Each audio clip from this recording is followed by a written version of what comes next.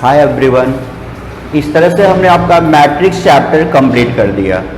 अब हम लोग नया टॉपिक लेकर आ रहे हैं, डिटर्मिनेंट। आप लोगों के लिए एक और भी अपॉर्चुनिटी है, अगर आप चाहते हो लाइव क्लास करना तो आप लाइव क्लास भी कर सकते हो। जैसे यूट्यूब पे तो जो वीडियो अपलोड हो रहा है वो हो ही रहा है और आगे भी होता रहेगा, और आपकी इच्छा होती है कि आप लाइव क्लास करो तो आप लाइव क्लास के लिए भी हमारा क्लास ज्वाइन कर सकते हो। अब हम आज डिस्कस करने जा रहे हैं डिटर्मिनेंट के बारे में। एक्चुअली मैट्रिक्स और डिटर्मिनेंट जो आपका एनसीईआरटी का बुक है वो 2 चैप्टर में बनाकर दे दिया है, बट ये चैप्टर एक ही है। उसे या तो आप डिटर्मिनेंट ही बोल सकते हो क्योंकि डिटर्मिनेंट में ही मैट्रिक्स आ जाएगा, या आप इसे मैट्रिक्स बोल सकते हो। तो मैट्रिक्स का एक प्रॉपर्टीज है, एक टाइप है जिसे हम लोग डिटर्मिनेंट बोलते हैं। तो डिटर्मिनेंट एक्चुअली होता क्या है, तो कहा जाता है कि जो स्क्वायर मैट्रिक्स है, square matrix can associate to an expression और a number known as determinant. मतलब डिटर्मिनेंट के लिए सबसे पहले जरूरी है कि एक स्क्वायर मैट्रिक्स हो। सबसे फर्स्ट कंडीशन ये है कि वो स्क्वायर मैट्रिक्स हो, और उस स्क्वायर मैट्रिक्स को हम लोग एक्सप्रेस कर सकते हैं एज ए एक्सपेंशन और a number, that is known as determinant. वह उनका डिटर्मिनेंट कहलाता है। जैसे बहुत सिंपल वे से इसको डिफाइन किया गया कि every square matrix can be associated to an expression. उसको एक एक्सप्रेशन के फॉर्म में एसोसिएट किया जा सकता है या नंबर के फॉर्म में एसोसिएट किया जा सकता है, और उसे ही हम लोग डिटर्मिनेंट कहते हैं। इसे हम लोग डिनोट कैसे करते हैं, देखिए थोड़ा सा। इट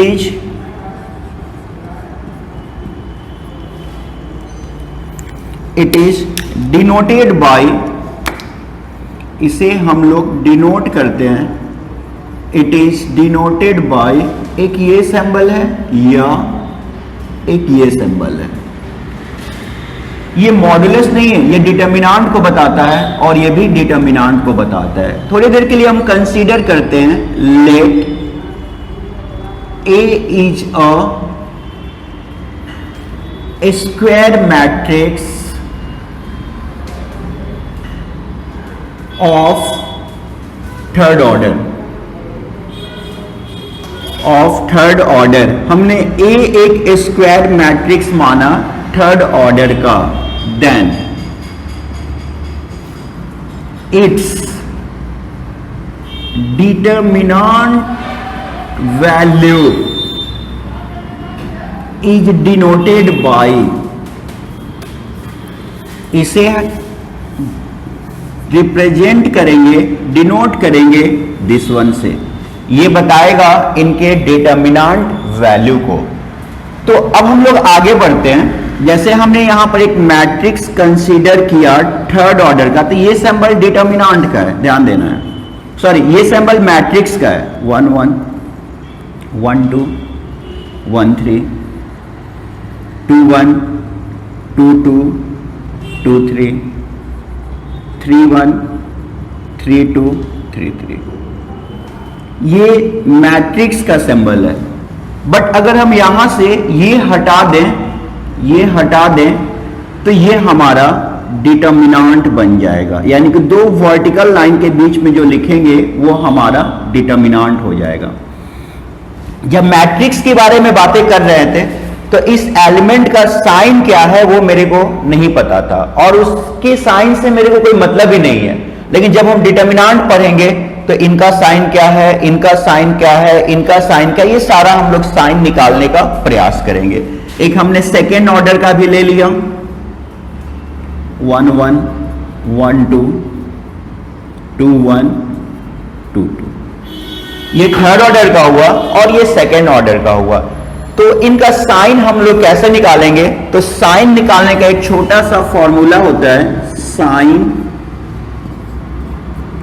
ऑफ एलिमेंट्स aij, तो -1 का whole power i plus j. Sign निकालने का जो फॉर्मूला है वो क्या होता है, -1 का होल पावर i प्लस जे। यानी कि ध्यान देना है कि इनको, ये i हुआ और ये j हुआ, इन दोनों को ऐड कर लेना है। अगर इनका एडिशन इवन हुआ तो पॉजिटिव, अगर इनका एडिशन ऑड हुआ तो नेगेटिव, यानी कि ये जो थर्ड ऑर्डर का था, ये जो थर्ड ऑर्डर का है, इसका हम लोग साइन कैसे मेंशन करेंगे? जो ए हमारा थर्ड ऑर्डर का है, तो 1 + 1 2 इवन हुआ पॉजिटिव, 1 + 2 3 ऑड हुआ negative, positive negative positive negative positive negative positive.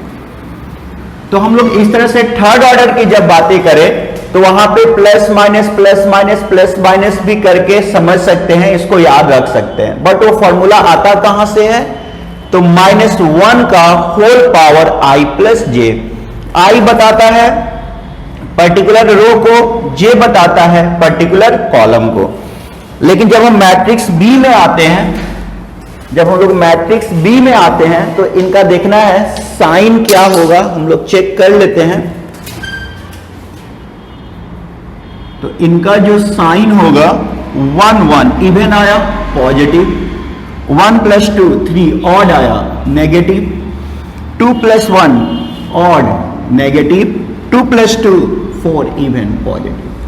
यानी कि यहां पे हमारा ऑल्टरनेट का कॉन्सेप्ट काम नहीं किया।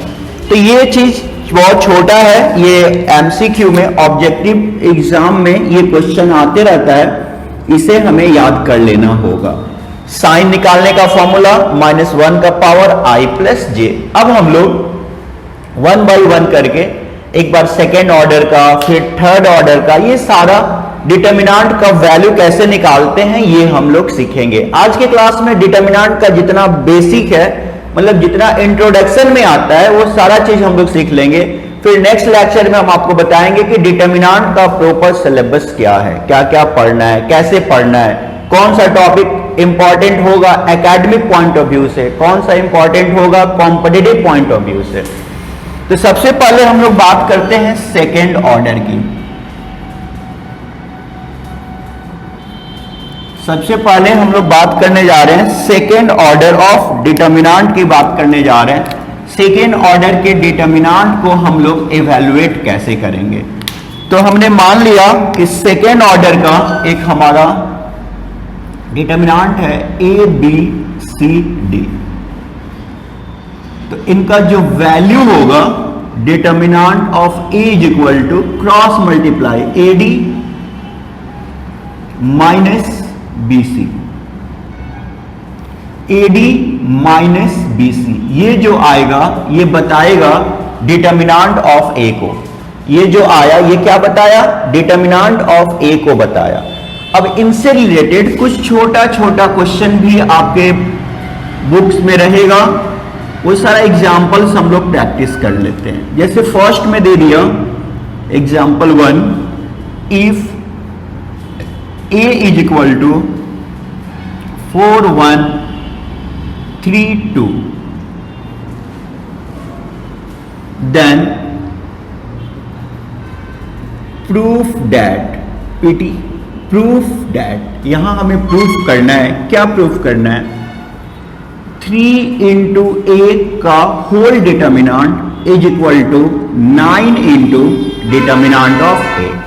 इन दोनों का मतलब पहले समझना जरूरी है। इनका मतलब है कि जो डिटर्मिनेंट a है, मतलब जो मैट्रिक्स a है, उनके सारे एलिमेंट को पहले आप 3 से मल्टीप्लाई कर दो। 3 से मल्टीप्लाई करने के बाद आप उनका डिटर्मिनेंट निकालो, इनका ये मतलब है। 9 × डिटर्मिनेंट ऑफ a का मतलब है कि सबसे पहले आप ये जो a दे रखा है इसका डिटर्मिनेंट निकालो, देन मल्टीप्लाइड बाय 9। तो सबसे पहले हम लोग LHS पार्ट पे आएंगे। First of all consider about its LHS part. 3a whole determinant. तो 3a whole determinant, first of all each element is multiplied by 3। 4 3 जा 12, 3 1 जा 3, 3 3 जा 9, 3 2 जा 6। नेक्स्ट 12 6 जा 72 माइनस 9 3 जा 27। सॉल्व कर लेंगे हम लोग यहां पर। 72 में से माइनस कर लेंगे 27 को, 12 में से 7 माइनस होगा 5, यहां 6 होगा, 6 में से 2 माइनस हुआ 4, यानी कि ये 45 आ गया। Again check LHS 3a whole determinant. So first of all, each elements of this matrix is multiplied by 3. 4 3 जा 12, 3 1 जा 3, 3 3 जा 9, 3 2 जा 6। देन हमने इसका वैल्यू निकाला 72 माइनस 27, 12 में से 7 माइनस हुआ 5, 6 में से 2 माइनस होगा वो होगा 4। Now it's RHS part. अब हम लोग इसके RHS पार्ट पे आते हैं। तो RHS पार्ट में है 9 इंटू डिटर्मिनांट ऑफ A। तो 9 को छोड़ देना है, A का डिटर्मिनांट निकालना है। तो A क्या है? 4 1 3 2, 4 2 जा 8 माइनस 3 1 जा 3, 9 इंटू 5 45। यहां ध्यान देना है LHS is equal to RHS। जो LHS था हमारा वो RHS के बराबर आ गया। इसका मतलब ये है कि ये जो मेरा क्वेश्चन था वो वेरीफाई हो गया। अब सेकेंड ऑर्डर के बाद हम लोग बातें करेंगे थर्ड ऑर्डर के डिटर्मिनांट का, कि थर्ड ऑर्डर के डिटर्मिनांट को हम लोग किस तरीके से इवैल्यूएट करेंगे। तो हम लोग देख रहे हैं कि मैट्रिक्स जो था वो सिर्फ और सिर्फ अपने पोजीशन को बताता था, मतलब जो भी एलिमेंट्स होता था उनके पोजीशन को बताता था। लेकिन डिटर्मिनांट जो है वो एसोसिएट कर रहा है एक फिक्स्ड वैल्यू को। That is the basic difference between matrix and determinant. वो बेसिक डिफरेंस है मैट्रिक्स और डिटर्मिनांट का। अब हम लोग थर्ड ऑर्डर का डिटर्मिनांट सीखने जा रहे हैं। ये आप लोग वेक्टर में जब क्रॉस प्रोडक्ट पढ़े होंगे क्लास 11th में तो आप लोग सीख चुके होंगे। नहीं सीखे हो तो कोई बात नहीं है, इसको सीखना है। अगर ये आप नहीं सीख पाते हैं तो फिर डिटर्मिनांट आप कभी सीख नहीं पाइएगा। तो थर्ड ऑर्डर ऑफ डिटर्मिनांट के बारे में हम लोग बातें कर लें। क्या होता है third order of determinant? Third order जैसा कि अभी देखे थे हम लोग, या एक डिटर्मिनांट लिया first row ABC, second row DEF, third row GHI। तो डिटर्मिनांट को हम लोग किसी भी तरीके से सॉल्व कर सकते हैं, रो वाइज या कॉलम वाइज। जब रो वाइज बातें हो तो first row, second row, third row. अगर कॉलम वाइज बातें हो तो first column, second column, third column. आप जिस तरह से चाहो उस तरीके से डिटर्मिनांट को इवैल्यूएट कर सकते हो और उनका जो आंसर आएगा वो यूनिक आएगा। यूनिक मतलब सेम आएगा, अलग नहीं होगा। तो हम लोग सबसे पहले इसको सॉल्व कर रहे हैं रो वाइज। ये लिखने की जरूरत नहीं है, बस समझाने के लिए हमने मेंशन कर दिया रो वाइज। कौन सा रो? तो हमने R1 कंसीडर किया। ये लिखने की कोई जरूरत नहीं है। वैल्यू हम लोग कैसे निकालेंगे ये देखना है।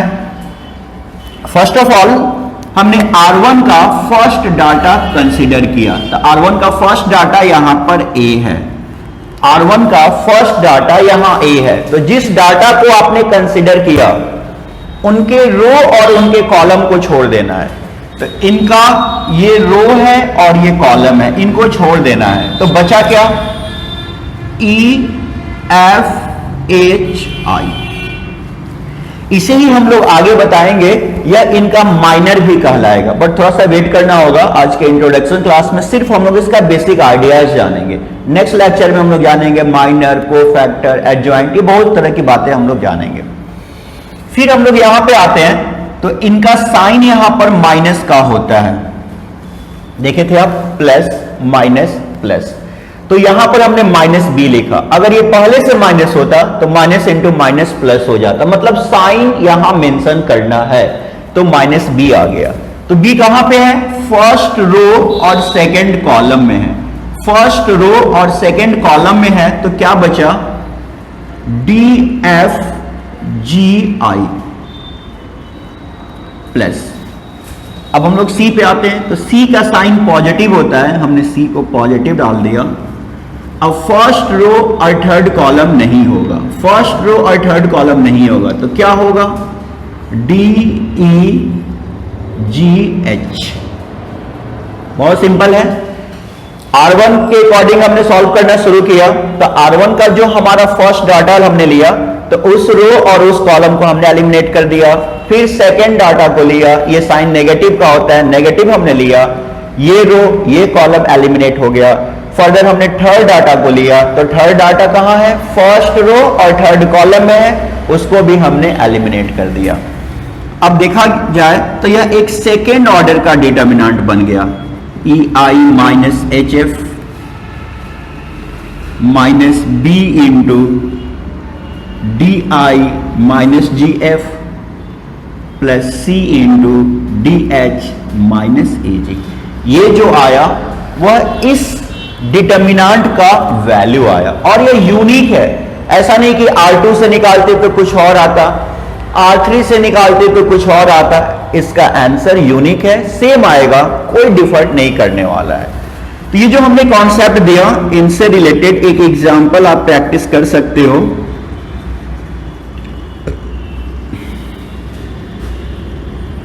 इवैल्यूएट करना है 1 2 3 4 5 6 7 8 9, इनका वैल्यू निकालना है। आई होप आप वैल्यू बहुत आसानी से निकाल लोगे। वे क्या होगा, यहां लिखेंगे डिटर्मिनेंट ऑफ ए, यहां पर हमने मेंशन किया डिटर्मिनेंट ऑफ ए। अब इस ए 1 को हमने कंसीडर किया, तो 1 को कंसीडर करते ही ये रो और ये कॉलम एलिमिनेट हो गया, 5 6 8 9। फिर ये साइन माइनस का होता है, -2 हमने लिखा, ये रो और ये कॉलम एलिमिनेट हुआ, देन बचा क्या, 4 6 7 9। फिर ये साइन प्लस का होता है, इनको हमने कंसीडर किया 3, ये रो और ये कॉलम कैंसिल हुआ, 4 5 7 8। सॉल्व करने के बाद जो वैल्यू आया 1 45 -48 -2 36 -7 6 42 3 32 -35। इसको सॉल्व कर लेना है, जो आएगा वो आपका आंसर होगा। इनसे भी रिलेटेड क्वेश्चन एग्जाम में पूछा जा सकता है। Example 2, if a is equal to 4 1 0 3 -1 2 6 1 0, then so that you prove that 2 into determinant of a is equal to 8 into determinant of a। तो सबसे पहले आपको क्या करना होगा, LHS में ये जितने भी वैल्यू दे रखे हैं उन सारे को 2 से मल्टीप्लाई कर लेना है। 2 से मल्टीप्लाई करने के बाद जो आएगा उनका डिटर्मिनेंट वैल्यू निकाल लेना है। फिर यहां पे जो डिटर्मिनेंट ऑफ ए का वैल्यू आएगा उसको 8 से मल्टीप्लाई कर देना है, ये दोनों आपस में बराबर होगा। अब ये जो हम इनको इनके बराबर लिख दे रहे हैं, सेकेंड ऑर्डर में भी आपने देखा होगा उनको उनके बराबर लिख दे रहे हैं, तो एक्चुअली ये रटने की बात नहीं है, ये समझने की बात है। और इसे हम बहुत सिंपली समझा सकते हैं प्रॉपर्टीज 1 में कि let A is a square matrix of nth order.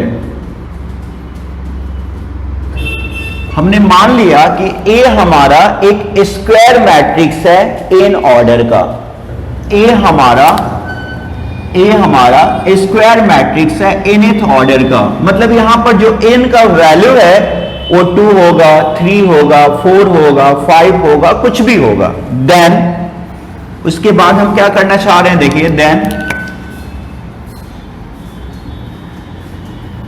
कि ए का whole determinant is equal to k to the power n into determinant of a। फिर से देखना है, देन k a का whole determinant is equal to k to the power n into determinant of a।